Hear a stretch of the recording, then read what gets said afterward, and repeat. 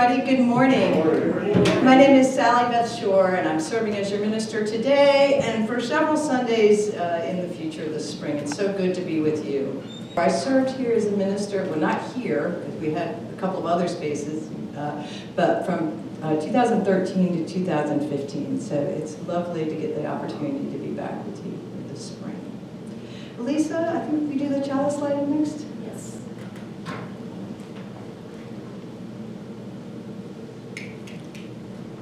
For the chalice.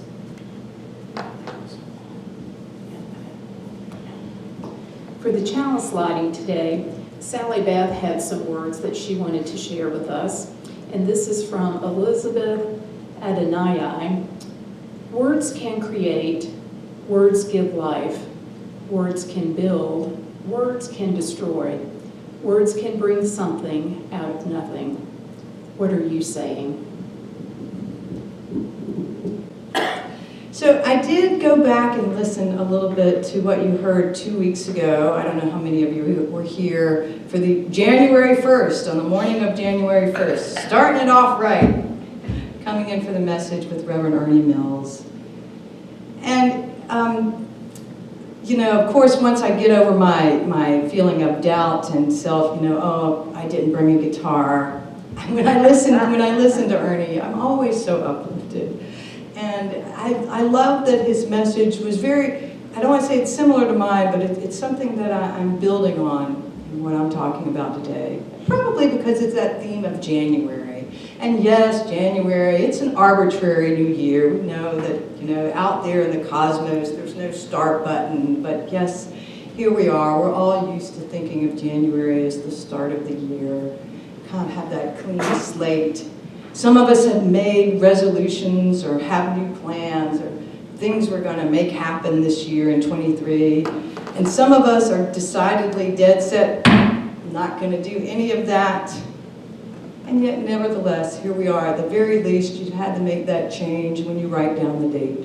It's 2023. Happy New Year, all of you. So the message, I hesitate to call it a message. As I said in the write-up, some musings that I have about creation, this idea of creating a new year. I know that one of the quotes that Ernie shared with you, I'm hoping that some of you remember it because he had you repeat it, but that the path, the future is not a path. Do you remember that from a couple of weeks ago? It said, the future is not made, the future is created. The future is not made, the future is created. And who creates that future? Well, of course we do. We do it in co-creation. So I'm going to also talk a little bit about creativity. But there's a lot written about creativity. There's a lot out there. There's this great virtue. And how do I become more creative? How do I create new perspectives in the world? How do I make my art? Amazing surroundings we have to talk about creativity. But under that is this very idea of being a creator. Now, I know some of you in this room are artists. Artists? And some of the rest of us don't necessarily think of ourselves as creators because we're not artists, right? But each and every one of that has that. Right now, you're creating something. Let's create silence.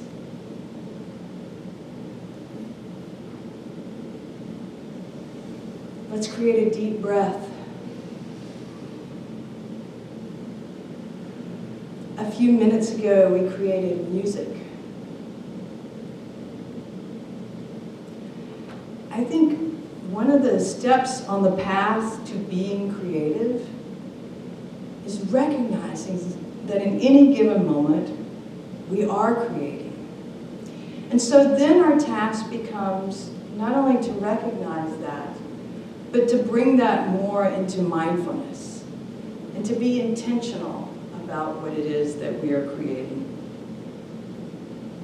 So let me start with asking you a few questions about what you're creating.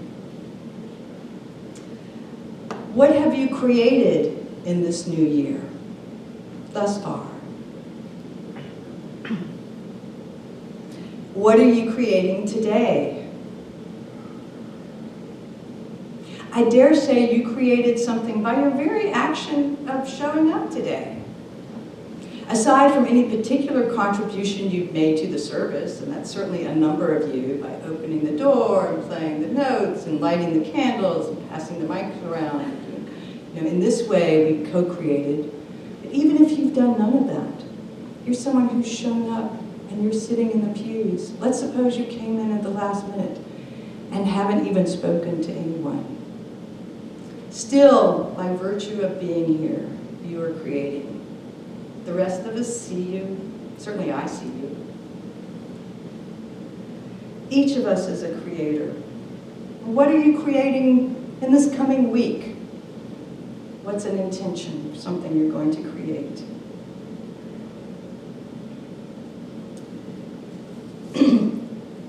Generate, produce, spawn, invoke, work, make, yield, beget, drawn, bring on, found, inaugurate, translate, determine, begin, launch, initiate, enact, innovate, result, start, nurture, pioneer, institute, cultivate.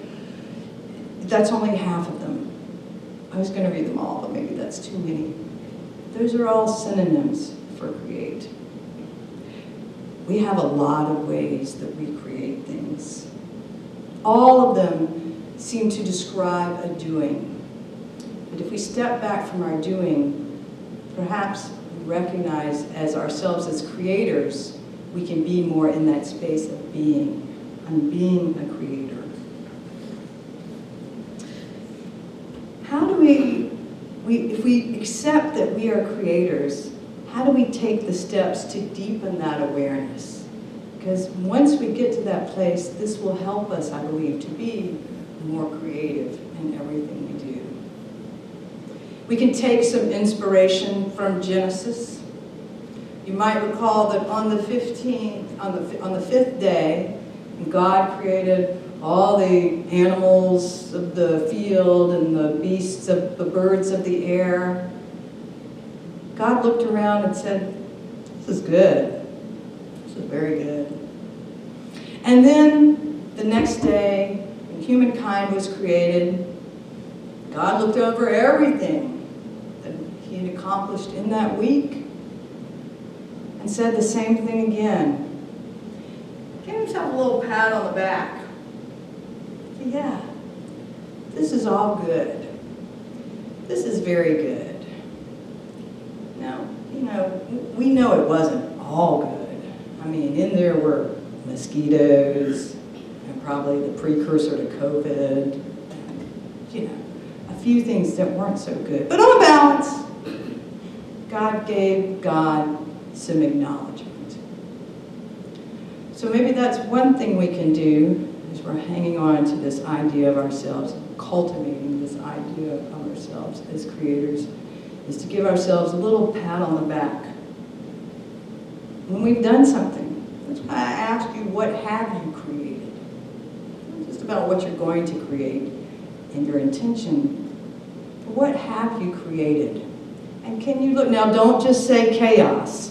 I know some of you have a self-critical faculty. Don't just say a mess, because that might be true, but that's not all you've created. So what did you create yesterday? Did you create kindness? Did you create connection? Did you create welcome? Maybe you're someone that created acceptance. Whatever it was that you could find, that you could be proud of, maybe give yourself that little pat on the back. It was good. It was very good. And it's not just about feeling good. You'd like to feel good. It's not just about, okay, I did a good thing. Yay, me. Look at me. Yay. No, it's when we really get it, our brain does something wonderful with that. It becomes open and expansive, more likely to go on to creating something else good. And that's in contrast to what our brains do when they're feeling a little bit less proud of what happened. I created a mess. I created disconnection. I created a fight. And we're all very capable of doing that. I don't know if you do it as often as I do. But if I focus there, my brain does this, it actually shrinks.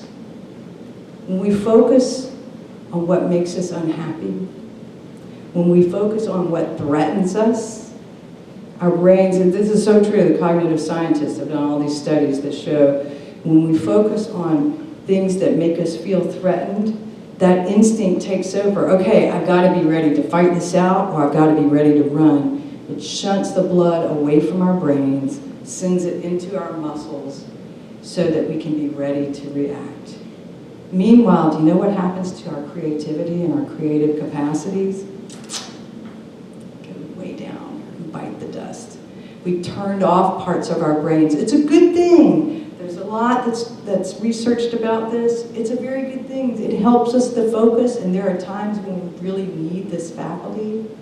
But if we're trying to think of ourselves as creators so that we can contribute to the world that we want to see, it behooves us to pat ourselves on the back, to think about what it is that we're proud of, what it is that we see that is good.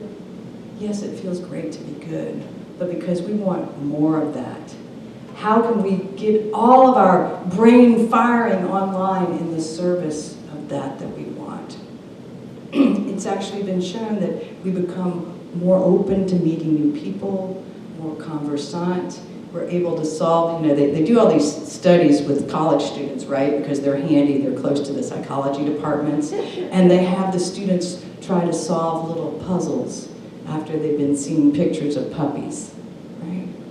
And lo and behold, when they've been shown the pictures of puppies versus the pictures of unhappy crying babies, they do better on the puzzles in solving them. It opens up part of our creative faculties when we put ourselves in a space of feeling happy, of feeling inspired. Let's see. I have a little thing for you, and if I can get. You always pass out. I'm sure everybody gets one of those.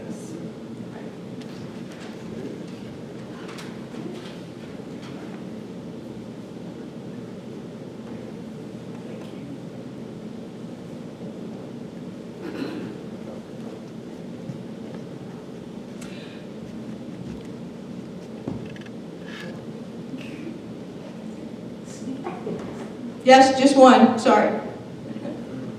I may have brought enough for two, but I wasn't sure. But I'm only going to give you 2 minutes, so. Okay. And what he's passing out is a simple pipe cleaner. While he's doing that, I'm going to set my timer here.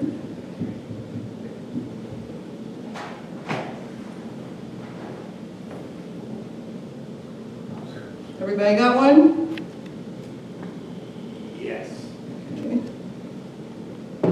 Okay, so I'm going to give you 2 minutes. So you have 2 minutes. I'd like for you to create fun with your pipe cleaner. 2 minutes, go. You're going to create fun.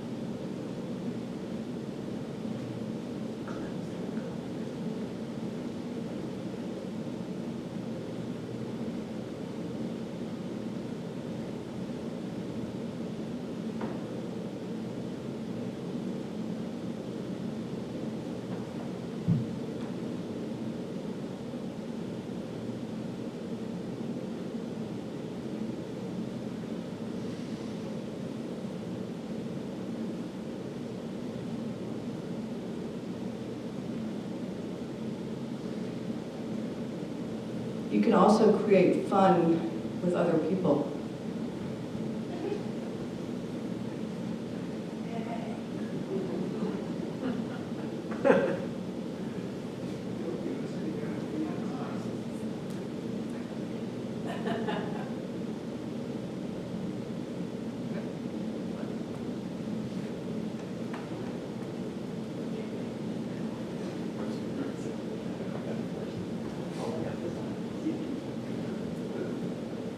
Okay, 20 more seconds of fun.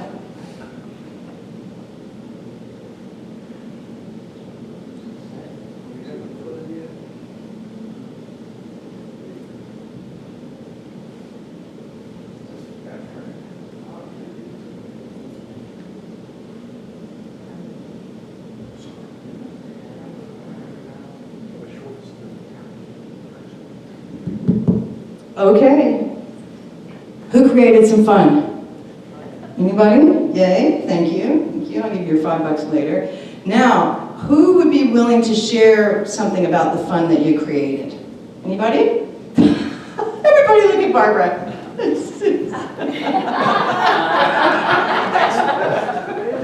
Okay. Okay. I'm going to pick on Chris. Chris, tell me about the fun you created. I was trying to do a little Jimmy Durante thing here, but Groucho and Jimmy Durante combined. Jimmy Durante, look. Okay, good. Anybody else? Someone else? Robin? I made a roller coaster where you go around and they wind up in the same place. So it's continuous. For some of us, that's fun. For some of us, but creating it was fun.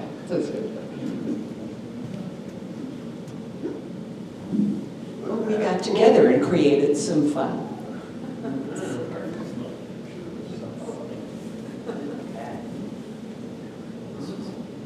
Well, mine is kind of roller coastery, but up and down, roundabout, and not symmetrical, and free for all.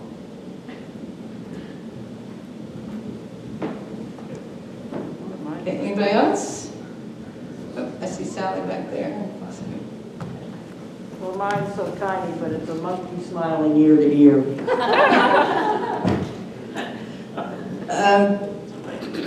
So some of you actually created sculpture like that, right? And then some of you created a process that was fun. I kind of heard you describing that. You were talking about making that. And I created, well, I can't show you, but something that, it's a precursor to the fidget spinner, right? Why not? So lots and lots of ways that we create. This is a dumb little demonstration, but yeah, you can take your pipe cleaners home with you, if you will, so that way, okay, I'm back on this one, right? That way you can always create fun whenever you're waiting next time.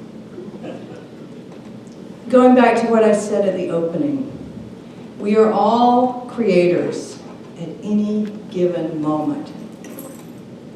The issue that comes up, I think, is are we being mindful of our creative capacity?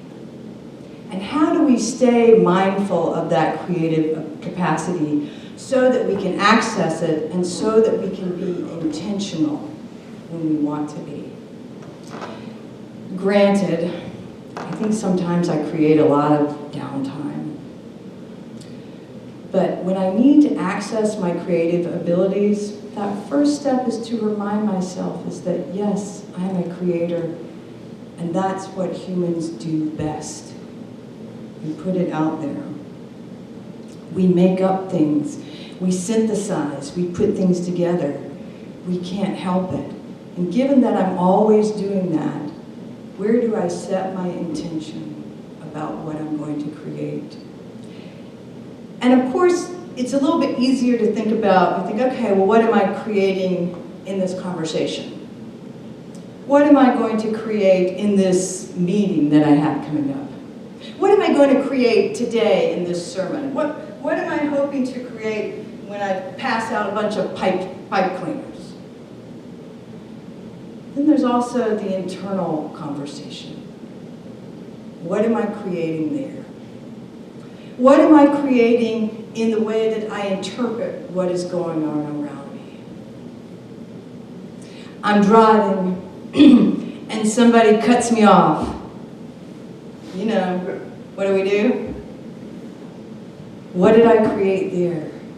What was an alternative? And actually it happened right when I was coming on 14 here, right, today. And what's the alternative? Ooh, they must really be in a hurry. They're late to preach a sermon. What are my interpretations?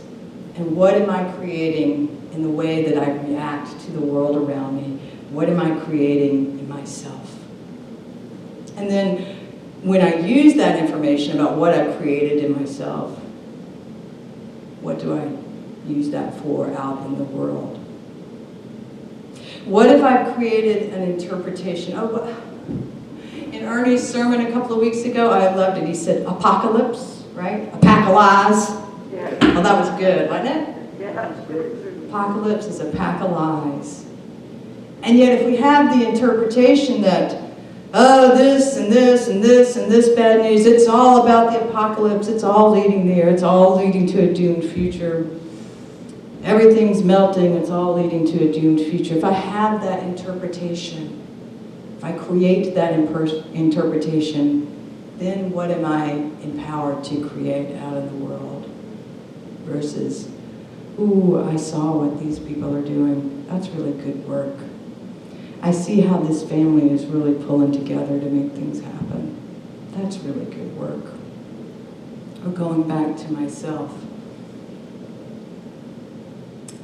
You know, we all, by the time you get to be our age, I think I can say that to all of you, we have a lot of memories under the belt, don't we? Memories are just stacked up. I didn't mean her. Those memories are piled up, aren't they? Like books in a library. And we think of those as static things. But are they really? It turns out those cognitive sciences have been added again. Human recall is really, really terrible when it comes to facts. And it's particularly terrible when it comes to our own memories of facts. And the reason we think that is because our memories are not libraries of books. It's like an alphabet soup of letters, if you will. And every time you go to remember something, you reconstruct it. We're reconstructing our memories all the time. And how are we doing that? We're putting them together to fit the interpretation that we've made up about that memory.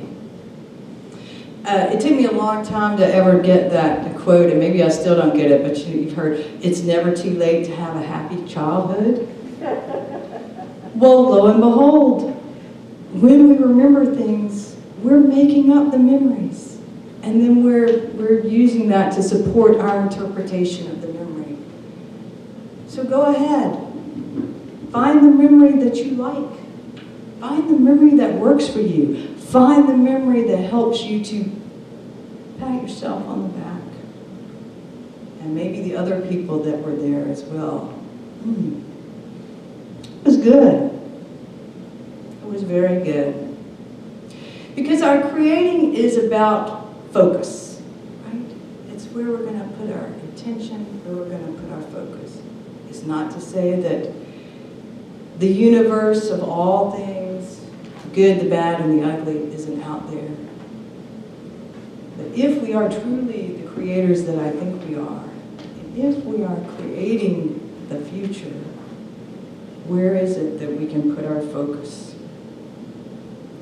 Michelle Dennis Evans asked, what if the reason you were created was to be creative?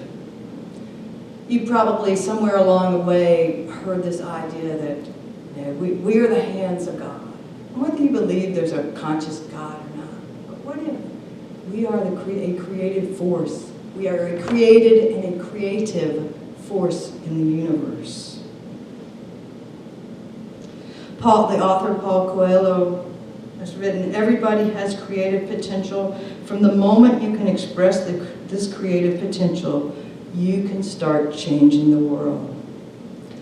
So this creativity business, when you hear it talked about in popular culture, it's talked about often in the context of artistry, or in the context of problem solving, or in the context of genius, innovation.